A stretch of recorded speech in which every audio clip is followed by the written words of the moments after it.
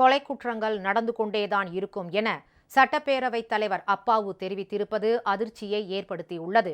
திருவள்ளூர் மாவட்டம் திருவேற்காட்டில் சட்டப்பேரவைத் தலைவர் அப்பாவு செய்தியாளர்களிடம் பேசினார்.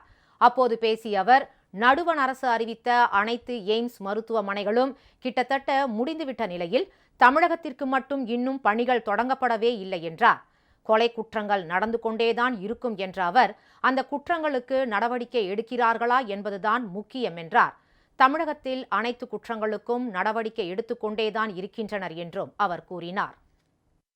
அதே போல் எய்ம்ஸ் மருத்துவமனைக்கு பணம் இது கூட உள்ளதெல்லாம் எல்லாம் வேலை முடிஞ்சிட்டு நமக்கு மட்டும்தான் இன்னும் வேலை முடியாமலே இருக்கு. ஒன்றிய அரசே 2000 கோடி 3000 கோடி கொடுத்து அந்த எய்ம்ஸ் மருத்துவமனையை கட்டி கொடுக்காங்க. நமக்கு மட்டும் ஃபண்டிங்கில் நீங்கள் கடன் வாங்குங்க அப்படின்னு சொல்லுறாங்க. அதுவும் இன்னும் நமக்கு பிடிச்சி தரல. உங்களுக்கு தெரியும், கொலை குற்றங்கள் நடந்துக்கிட்டே தான் இருக்கும். அந்த குற்றத்துக்கு நடவடிக்கை எடுக்காங்கிறது தான் இது. தமிழ்நாட்டில் எந்த குற்றங்கள் நடந்தாலும் நடவடிக்கை எடுத்துக்கிட்டு இருக்கிறாங்க. நடவடிக்கை எடுக்காமல் இருந்தால் தான் நீங்கள் இதை ஏன் நடவடிக்கை எடுக்கலைன்னு.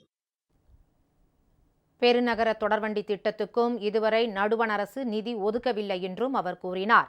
அதேபோல் கோவை, மதுரை பெருநகர தொடர்வண்டி திட்டங்களுக்கும் இதுவரை அனுமதி கொடுக்கவில்லை என்றும் அப்பாவு தெரிவித்தார்.